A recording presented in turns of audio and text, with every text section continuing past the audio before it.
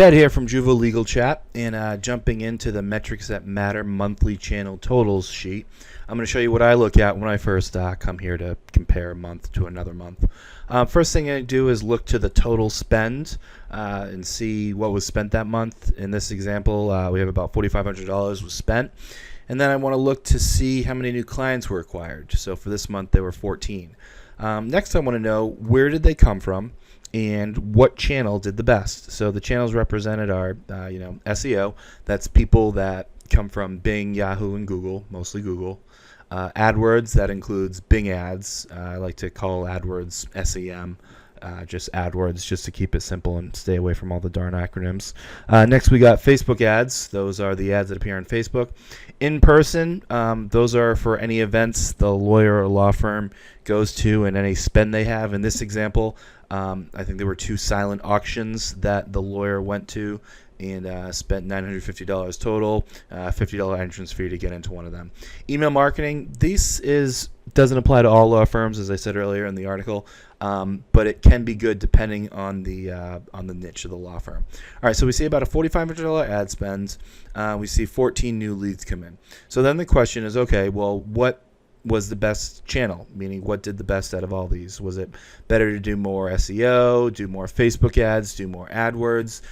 So then basically we take how much we spent in each channel and divide it by how many new clients we got. And this month was actually pretty funny in the sense that SEO was 1,500. You got 5 new clients.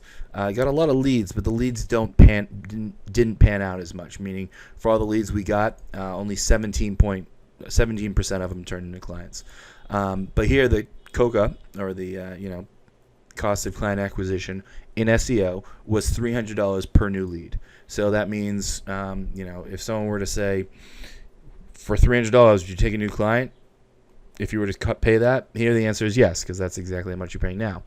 And it's kind of funny because usually it's not the exact same as AdWords or Bing ads or whatever, but here is exactly the same, just because $1,200 was spent and you got 4 leads, and that comes out to $300 per client.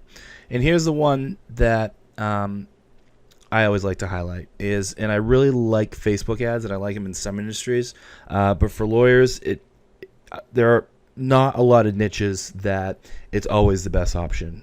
It can be good for remarketing, but just straight up Facebook ads for a car accident lawyer or a general personal injury lawyer aren't usually the best way to go.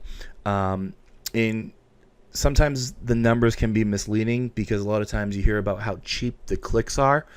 So Facebook ads here, see we have $800 of ad spend. We got 1,200 clicks. So compared to AdWords, where it's 120 per click. So you get 1,200 clicks, but you only get 2 clients. So if people talk about the cost per click of Facebook ads being great for lawyers, it's not always, because the cost per click may be great, but who cares? It's all about new clients. So here we see that the cost of a new client, the cost to acquire a new client here, is $400 using Facebook ads this past month. So it's not as good as AdWords or SEO, at least in this example. The next we got is the in-person. Maybe you gave out a few business cards and you signed 2 new clients from it. That can be good, and it all depends on the event. In this event, we were making up some silent auctions, which are fairly popular in my neck of the woods. Next, we got email marketing, and this one can be good depending on the law firm and what practice areas they do. And it can be relatively cheap because sending out an email is free, aside from the cost of managing it and the software itself. So if you can get that list pretty big and blast out emails, not blast out, but send specific emails to specific people at the right time, you can get some clients fairly cheap that way. So here we see you got 1 client, but the cost was only $50. So that's the cost to acquire a client through email marketing was only $50.